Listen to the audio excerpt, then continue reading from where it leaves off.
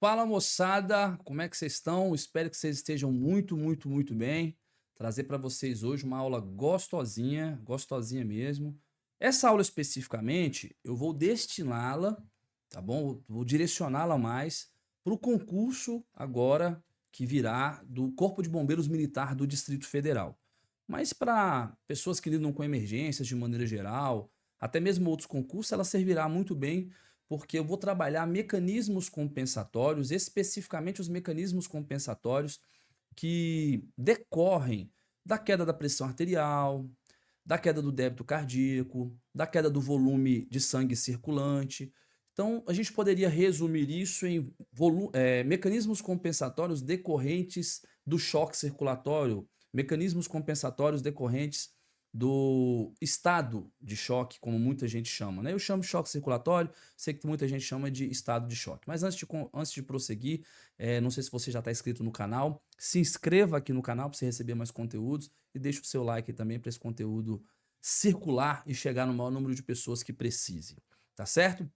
Vamos lá. Então, nós temos alguns mecanismos a serem considerados, mas três deles ocupam uma posição de destaque. O primeiro deles, que é o mais precoce, o aumento da atividade simpática. Depois nós vamos falar também da compensação respiratória. Como é que, por meio da nossa respiração, a gente consegue eliminar CO2 e tentar equilibrar a quantidade de ácido dentro do organismo para que a gente não fique experimentando, esse indivíduo em choque não fique experimentando um estado acidótico, a acidose de maneira geral. E por último, nós vamos trabalhar um mecanismo um pouquinho mais complicado, um pouquinho mais complexo, que é o mecanismo de compensação por meio dos nossos rins, a compensação renal disso. Beleza? Vamos lá. Vamos começar a falar sobre isso um pouquinho, os mecanismos compensatórios. O primeiro deles, antes de mais nada, né, eu ia falar primeiro do mecanismo compensatório em si, mas me permita só ilustrar um pouco mais esse nosso chamado estado de choque. É muito comum que a gente, quando está assistindo uma TV, um programa de telejornal, e aí a gente vê o repórter ou a repórter dizer assim, né? A vítima foi transportada pelo corpo de bombeiros em estado de choque. Já viram isso? Se essa informação é recebida por um leigo, muito provavelmente a pessoa pensará que aquela vítima foi transportada experimentando um estado de sofrimento emocional. Que as pessoas atribuem isso, ela ficou em choque, um estado de sofrimento emocional. Mas se aquela informação foi passada por um bombeiro militar socorrista, se ela foi passada por um profissional do SAMU, um profissional de APH de maneira geral, com certeza o que ele disse para a repórter ao dizer que foi transportada em estado de choque, o que ele quis dizer é: essa vítima que transportamos experimentava um estado de colapso circulatório. Colapso circulatório esse provocado, em primeiro lugar, olha para o seu slide, por uma falha circulatória grave. Uma falha circulatória grave. Não é qualquer falhazinha que vai provocar o estado de choque. Eu tenho uma falha circulatória grave. E quando eu sei a origem dessa falha, eu consigo classificar o choque. Vamos ver exemplos disso? Se eu sei que a falha é no coração, eu sei que eu estou lidando com um choque cardiogênico. Se eu sei que a falha grave foi causada pela quantidade de sangue perdido, eu sei que eu estou lidando com um choque hipovolêmico do tipo hemorrágico. Se eu sei que a falha foi causada por um mecanismo de vasodilatação generalizada, eu sei que eu estou lidando com um choque distributivo. E se essa falha, se essa vasodilatação generalizada foi causada por um mecanismo de sepsemia, eu sei que é um choque distributivo do tipo séptico. Se foi por uma reação de anafilaxia, eu sei que eu estou lidando com um choque distributivo do tipo anafilático. Se esse choque foi causado por um pneumotórax hipertensivo que aumenta a pressão nas veias cavas e o retorno venoso diminui, consequentemente a quantidade de sangue que chega do lado direito do coração diminui, eu sei que eu estou lidando com um choque do tipo obstrutivo. A mesma coisa quando a causa é um tamponamento cardíaco, choque distributivo. Mas eu tenho que estar lidando com uma falha grave, que consequentemente levará o organismo ao estado de hipoperfusão, má circulação. Hipoperfusão, má circulação, que você segue para cá, ó. Eu tenho que ter sangue com hemoglobina carregando o oxigênio, olha aí. Eu tenho que ter sangue suficiente, com hemoglobina suficiente. Para ter hemoglobina eu tenho que ter hemácia. Para ter hemoglobina eu tenho que ter hemácia. E essa hemoglobina tem que ter oxigênio ligado a ela.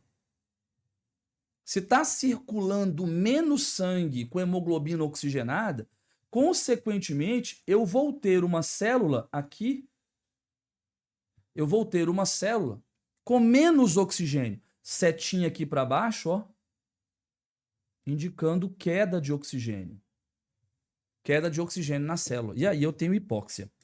E não custa nada te lembrar que existe uma diferença entre hipoxemia e hipóxia. Não que talvez isso vai interessar tanto para sua prova, mas são coisas distintas, são estados distintos. Nem toda hipóxia é gerada por hipoxemia. Então, a hipoxemia é a quantidade de oxigênio que eu tenho na corrente sanguínea. Isso vai ser expresso pela quantidade de hemoglobina saturada de oxigênio, corrente sanguínea. E a hipóxia, a quantidade de oxigênio na célula, para a respiração especificamente celular. Só para ilustrar melhor isso, eu gosto muito de citar esse exemplo, né? Nesse momento que eu falo com vocês, nós estamos acabando de vivenciar a tragédia das enchentes no Rio Grande do Sul. Anos atrás, em 2003, o Rio Grande do Sul também passou por uma outra situação de grande repercussão, que foi a enchente na Boate Kiss. No incêndio, as pessoas morrem, obviamente, por contato com as chamas, queimadas, mas elas morrem muito também por lesão inalatória, nas intoxicações. Elas podem ser intoxicadas principalmente por monóxido de carbono, cianeto de hidrogênio. O monóxido de carbono tem uma particularidade. Ele tem muito mais afinidade pela hemoglobina do que o oxigênio. Muito mais afinidade pela hemoglobina do que o oxigênio. É uma relação quase injusta. Por quê? O monóxido de carbono tem de 200 a 300 vezes mais afinidade pela hemoglobina do que o oxigênio. Então, ao se ligar à hemoglobina, quando o monóxido, eu não estou falando do dióxido, estou falando do monóxido de carbono. Quando ele se liga à hemoglobina, ele impede que o oxigênio se ligue a ela. Consequentemente, se o oxigênio não se liga à hemoglobina, ele não chega à célula. Então, nessas situações de intoxicação, por vezes, o indivíduo até tem uma boa quantidade de oxigênio na corrente sanguínea, mas esse oxigênio chega de maneira ineficiente para a respiração celular. Aí a célula faz uma hipóxia.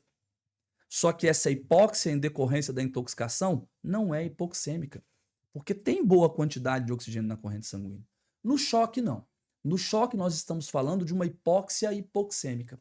Então, eu tenho uma falha circulatória grave que leva a um estado de hipoperfusão, má circulação, em outras palavras, que consequentemente leva a um estado de má oxigenação celular, hipóxia. O grande problema é que essa hipóxia agrava a falha circulatória, que por sua vez agrava a hipoperfusão, que por sua vez agrava a hipóxia, que de novo agrava ainda mais a falha circulatória. Isso vira um ciclo. Eu tenho que intervir nesse ciclo, senão o desfecho vai ser um desfecho indesejado, que nós chamamos, tristemente, de morte. Vamos para o próximo aqui. Aqui é para a gente entender um pouco mais sobre os mecanismos de adaptação celular. Tá? Os mecanismos de adaptação celular. O choque vai culminar em morte celular. Só que as nossas células, uma célula normal, em perfeito estado de homeostasia, ela consegue lidar com situações de estresse e consegue se adaptar. Então, um exemplo aqui, ó. Siga aqui, por exemplo. Cadê? Aqui. Ela sofreu um estresse, uma falta de oxigênio no choque. Ela começa a querer se adaptar. Se ela não se adaptou, ela vai sofrer lesão celular. essa lesão pode ser essa lesão pode ser reversível. Vamos supor que eu consiga oferecer quantidade adequada de oxigênio, essa lesão se torna reversível e ela volta para o estado de homeostasia. Agora, se o estímulo nocivo é constante, mesmo a adaptação celular é incapaz de levar a célula de volta ao estado de homeostasia. E aí eu passo para uma situação de lesão irreversível, provocando a morte por necrose. Muita gente pensa na necrose como aquele pé esquisito, pé diabético lá esquisito, né? Uma situação de uma ferida. A necrose é um mecanismo de morte celular não programada. Assim como a apoptose também é um mecanismo de morte celular, só que programada. No choque que nós vamos ter muitas vezes é a morte por necrose. E essa necrose vem acompanhada de inflamação. E quanto mais necrose nós temos, mais inflamação teremos. Consequentemente, vai agravar o mecanismo de falha circulatória. E aí, de novo, falha grave, hipoperfusão, hipóxia, aí dana tudo. Eu tenho que intervir, senão nós vamos ter um problema com isso. E aqui nós entramos no primeiro mecanismo de compensação nesse estado que nós chamamos de estado de choque. O primeiro mecanismo a ser desencadeado como compensatório, a fim de compensar o mal, né, de minimizar, de mitigar o prejuízo, é o que nós chamamos de aumento da atividade simpática. Você está me vendo, sabe bem, nós temos um sistema nervoso chamado, um sistema nervoso efetor, chamado de sistema nervoso simpático e o outro de parasimpático, e geralmente eles se opõem. Quando o simpático faz um efeito, o parasimpático faz um efeito contrário. O que nós queremos aqui no choque circulatório é um mecanismo compensatório desencadeado pelo sistema simpático. Ele vai, de certa forma, excitar o organismo. Para quê? Para manter o débito cardíaco estável. O débito cardíaco ele tende a ser mais sensível do que a pressão arterial. A pressão arterial ela consegue resistir mais à perda de sangue do que o débito cardíaco. Se você for lá no Guyton, por exemplo, na 14ª edição, eles têm um capítulo só sobre choque circulatório. Lá você vai encontrar, eu não trouxe para vocês hoje não, mas lá você vai encontrar uma figura que mostra isso, o comportamento, uma ilustração, que mostra o comportamento do débito cardíaco e da pressão arterial, as mesmas perdas de sangue. E você vai ver que quando... Perdão. E você vai ver que logo quando ocorre perda de sangue, o débito já cai. A pressão arterial não, ela... 10% de perda de sangue, o débito já cai. A pressão arterial não. Só depois de 20% é que ela começa a cair. Ou seja, a pressão arterial ela é um pouco mais resistente à perda de sangue do que o débito cardíaco. Mas nós aumentamos a atividade simpática justamente para isso. Como o débito é muito sensível, a gente quer manter esse débito cardíaco. Senão o organismo vai ficar sempre nesse colapso. Perceba aqui então. Ó. Olha só. Eu aumento a atividade simpática. O que essa atividade simpática vai fazer? Ela aumenta a frequência cardíaca, ela aumenta a força de contratilidade do coração e ela faz vasoconstrição. Aumento da atividade simpática significa necessariamente aumento de catecolaminas na corrente sanguínea. Adrenalina, noradrenalina ou epinefrina, norepinefrina. A adrenalina ou epinefrina lá no coração aumenta a contratilidade do músculo, aumenta a frequência cardíaca. A norepinefrina lá nos receptores dos vasos sanguíneos faz vasoconstrição. Qual a finalidade? Manter pressão arterial. Com uma pressão arterial estável, ainda normal, com uma frequência cardíaca aumentada e com uma contratilidade aumentada, nessa fase do choque, chamada de compensada, o débito cardíaco poderá ser mantido. O débito cardíaco poderá ser mantido. Por que o choque em idosos é mais complicado? Porque os mecanismos compensatórios em idosos são mais inefetivos. Jovens têm mecanismos compensatórios mais efetivos do que idosos. Idosos muitas vezes são hipertensos, são cardiopatas, tomam antihipertensivos, tomam beta-bloqueadores que diminuem a frequência cardíaca. Então, além deles terem um mecanismo compensatório mais ineficiente, eles ainda tomam fármacos que muitas vezes podem impedir a resposta compensatória. Então, o primeiro mecanismo compensatório que você deve entender para o seu concurso é o aumento da atividade simpática. Tá certo? Aí, minha gente, olha só. Quando a gente... Você que está me assistindo, você está fazendo uma respiração celular do tipo aeróbica ou aeróbia. Do mesmo jeito que eu que estou falando com você, estou com uma respiração celular do tipo aeróbia ou aeróbica, ou seja, eu estou produzindo energia, eu estou produzindo ATP com a presença de oxigênio. No choque, não tem oxigênio. No choque, não tem oxigênio. Aí, a respiração aeróbia vai ser convertida em respiração anaeróbia. Vai produzir energia sem oxigênio. Ou na presença de pouco oxigênio. Mas aí tem um problema. A respiração anaeróbica, ela produz pouca energia e gasta e tem um custo muito alto para o organismo. Qual é o custo? A respiração anaeróbica produz muito ácido lático. E isso trará consequências. Ácido lático tem hidrogênio, íons H+. Eu vou lançar esses íons de hidrogênio na corrente sanguínea. Onde tem excesso de oxigênio, onde tem excesso de hidrogênio, o pH cai. Se o pH cai, eu vou ter um meio ácido. Aí o indivíduo desenvolve acidose. Olha aqui na imagem para ilustrar o que eu estou falando. Tudo começa com uma isquemia. Tudo começa com uma isquemia.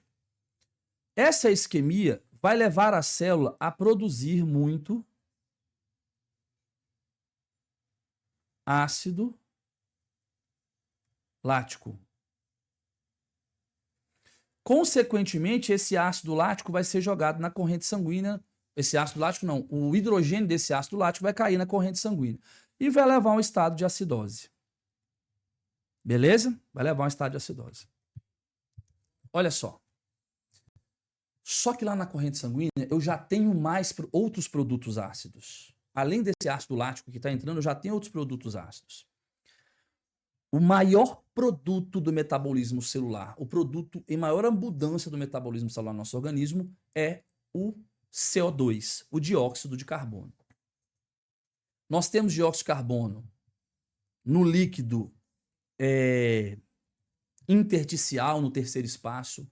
Nós temos dióxido de carbono na corrente sanguínea. O grande problema é que esse dióxido de carbono, quando entra em contato com a água, forma ácido carbônico. Aí agora no sangue, eu vou ter um monte de ácido carbônico, eu vou ter um monte de ácido lático. Existe uma forma de eu minimizar a formação de ácido por meio do dióxido de carbono. Existe uma forma de eu minimizar a formação de ácido carbônico por meio do dióxido de carbono. Como é que eu consigo minimizar isso? Lançando para fora o CO2. E o nosso organismo consegue aumentar a excreção de CO2 por meio da ventilação. Como? O indivíduo começa a hiperventilar. Porque ao hiperventilar, tá certo que a hiperventilação, ao hiperventilar, ele lança para fora mais CO2 e manda para dentro mais oxigênio a depender da profundidade da ventilação. Compreende até aqui? Então, eu tinha uma respiração anaeróbica que lançou mais ácido na corrente sanguínea. Corrente sanguínea essa que já tem CO2 que forma ácido carbônico. Eu tenho que eliminar parte desse ácido. E os pulmões conseguem fazer isso. Então, uma resposta compensatória. E aí, nesse caso, o ácido lático gera uma acidose metabólica. Tá bom? Aí, os pulmões têm como tirar parte desse ácido, ou minimizar a formação de parte desse ácido. Porque, mais uma vez, o ácido carbônico é formado a partir do dióxido de carbono. Os pulmões, então, vão aumentar a ventilação, o organismo vai aumentar a ventilação para eu eliminar mais CO2 para que eu não forme ácido carbônico. Olha aqui que interessante essa próxima figura aqui, ó.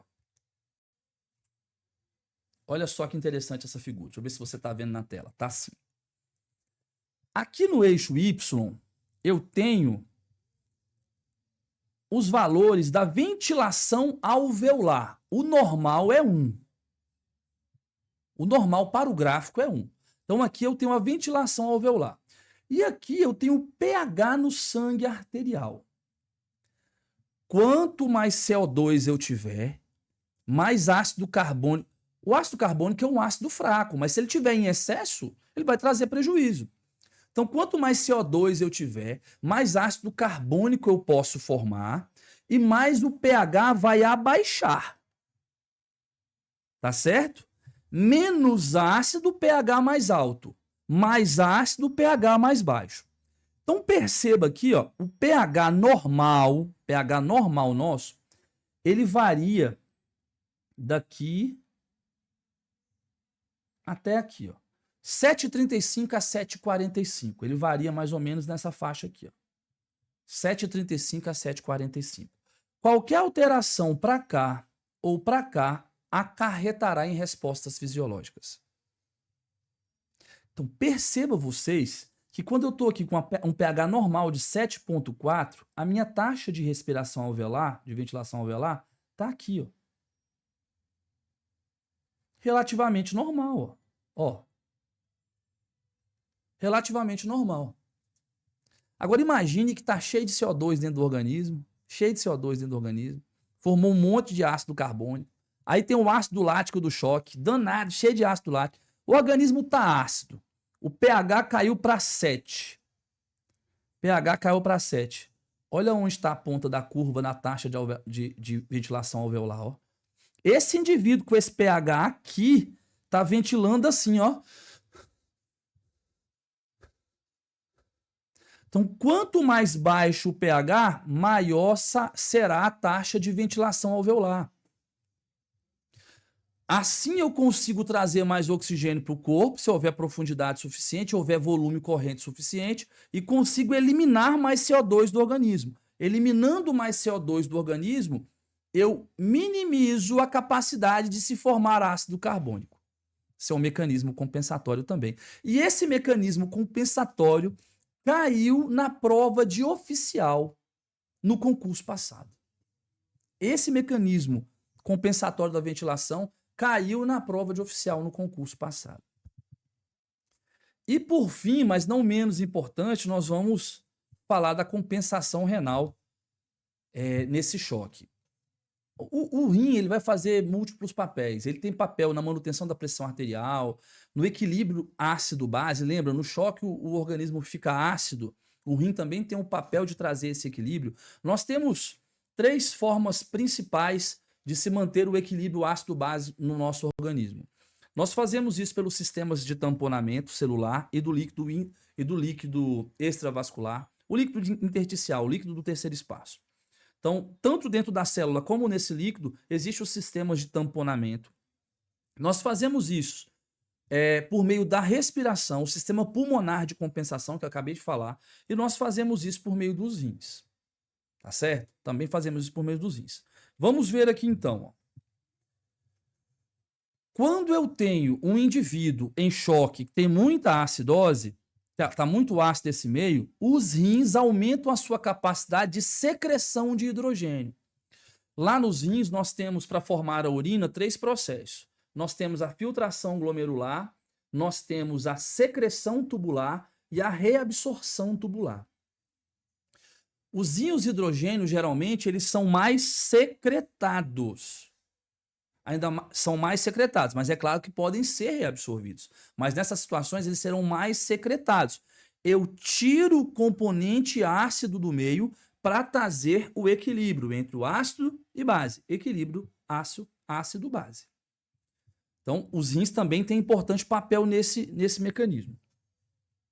Os rins também têm um papel importante na reabsorção de bicarbonato aqui.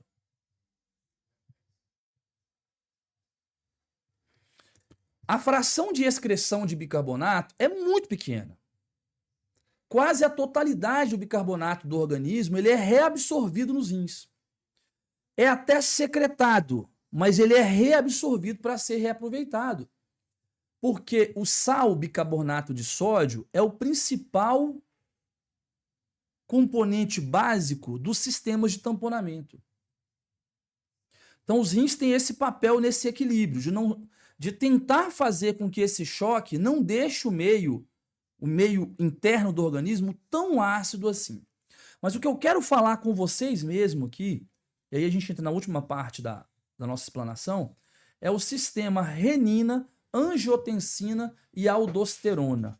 Renina, angiotensina, aldosterona. Todas as vezes que nós temos o aumento da atividade simpática, a artéria e arteríolas renais, elas sofrem vasoconstrição. Consequentemente, o fluxo renal vai diminuir. Essa é uma resposta importante. Fluxo renal diminuiu, aumenta a secreção de renina. Aumenta a secreção de renina. A renina vai agir num substrato chamado de angiotensinogênio. Angiotensinogênio. Quando a renina age em cima do angiotensinogênio, ele forma a angiotensina 1. A angiotensina 1.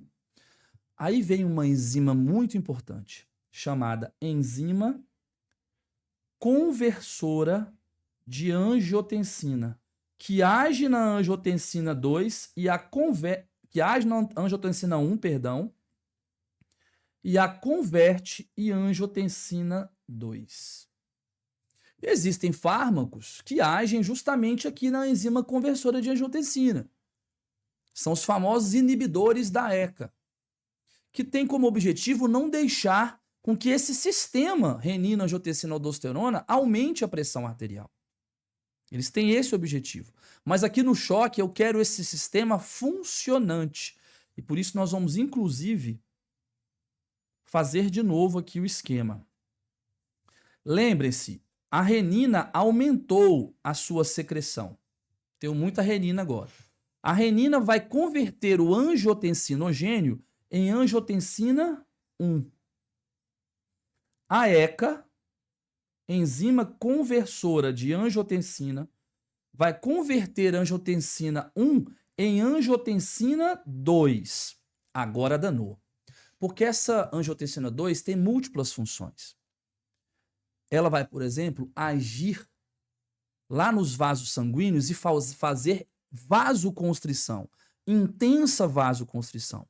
Se eu faço vasoconstrição, eu aumento a pressão arterial. Tudo o que eu quero no choque. Então, a angiotensina 2 tem propriedades vasoconstritoras. Angiotensina 2 tem propriedades vasoconstritoras.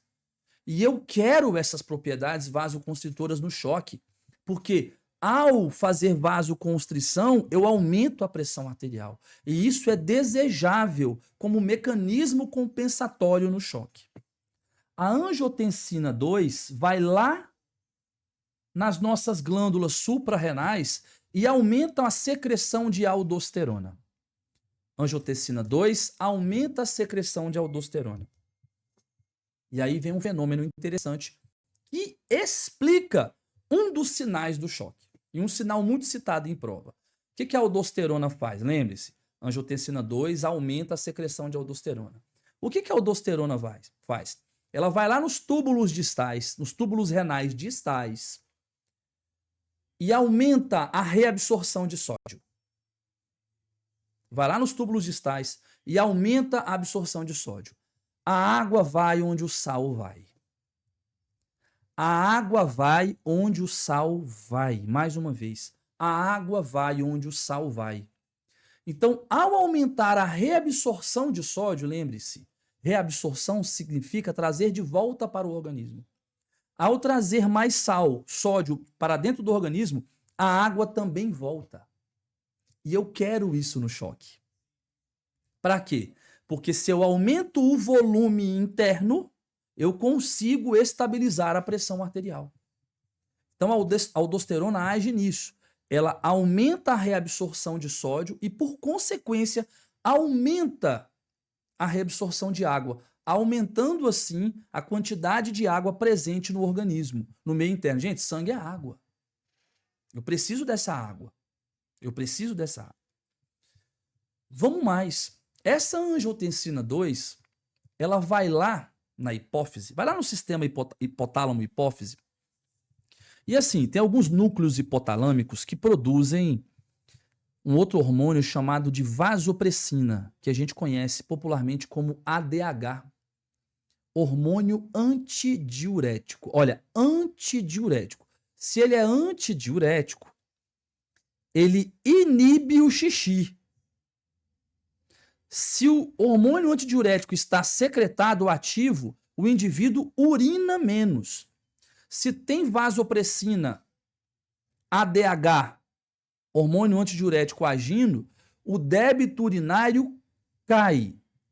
Débito urinário diminuído é chamado tecnicamente de oligúria. Beleza? Então, olha só. A angiotensina 2 vai lá no sistema hipotálamo-hipófise e manda a hipófise secretar ADH. O ADH, a vasopressina, é produzido no hipotálamo, mas ele é armazenado na neurohipófise, na hipófise posterior. Secreta a vasopressina, olha o nome dela, vasopressina. Gente, ADH e vasopressina são a mesma coisa. Olha o nome dela, vasopressina. Vai fazer pressão nos vasos para aumentar a pressão arterial. Mas também vai lá no ducto coletor do rim e cria uma espécie de aquaporina. Várias aquaporinas, olha o nome, ó. Aquaporina, poros para água. Ao criar essas aquaporinas, mais água é reabsorvida. Eu guardo água dentro do corpo. Eu não perco água na urina. Então, olha só. Aldosterona e vasopressina causam diminuição do débito urinário. Aldosterona e vasopressina causam diminuição do débito urinário. Então, no choque circulatório, por haver aumento da secreção de aldosterona e vasopressina, o indivíduo urina menos, tem menos débito urinário. Por isso, no choque, a oligúria é um sinal extremamente citado em provas de concurso público. No seu concurso vai dizer que no choque há diminuição da secreção de vasopressina e de aldosterona, vai dizer que a secreção de aldosterona e de vasopressina em decorrência do choque vai aumentar o débito urinário. Estou falando via de regra, tá, gente? Existem especificidades de choque. Estou falando via de regra. No choque séptico, por exemplo, na fase inicial do choque séptico, existe uma certa manutenção da estabilidade em várias funções, em vários sinais. Mas via de regra, o que eu vou observar no choque, por uma resposta compensatória renal, devido à criação da angiotensina 2, lá a partir do sistema renina, angiotensina, aldosterona, é aumento da pressão arterial, devido à angiotensina 2. A angiotensina 2 vai lá e manda secretar mais aldosterona lá nas suprarrenais. A aldosterona reabsorve mais sódio nos túbulos renais distais. Reabsorve mais água, guarda mais água no organismo. A angiotensina 2 vai lá, fala assim, ei, libera vasopressina aí também, ou hipófise e hipotálamo. Libera vasopressina, a vasopressina também aumenta a pressão arterial. Vai lá no ducto coletor, aumenta a reabsorção de água. Então agora, o indivíduo está fazendo pouco xixi, está urinando pouco. Eu tenho uma urina extremamente concentrada. ADH, cai em prova também. ADH e aldosterona tornam a urina mais concentrada. Quanto mais água tem na urina, menos concentrada ela fica. Quanto mais água tem na urina, menos concentrada ela fica. O ADH e a vasopressina fazem com que tenha menos água na urina, então ela fica mais concentrada. No choque é oligúria, urina mais concentrada. Esse aqui é o papel do rim, de forma básica, mais simplória, de como o rim ajuda a fazer uma resposta compensatória nesse sistema que está tão colapsado devido à presença de um choque circulatório. Então, Então aqui o que a gente conseguiu ver é que nós temos, primeiramente, de forma fundamental, como resposta compensatória, um aumento da atividade simpática, que aumenta a frequência cardíaca, a força de contratilidade do coração e faz vasoconstrição a fim de manter o débito cardíaco estável. Nós vimos um aumento da atividade respiratória com o objetivo de conter o avanço da acidose por meio da eliminação mais incrementada de CO2 e vimos os rins excretando mais hidrogênio, reabsorvendo bicarbonato, disparando o sistema renina, angiotensina, aldosterona, a fim de manter esse meio o quanto mais estabilizado. É claro que isso vai acontecer na fase compensada do choque. À medida que entra na fase descompensada, fica muito, mas muito mais difícil de se obter essas respostas de forma adequada. Tudo bem, minha gente? Era isso que eu tinha a falar para vocês. Espero que esse conteúdo te ajude muito na sua aprovação. Até uma próxima oportunidade.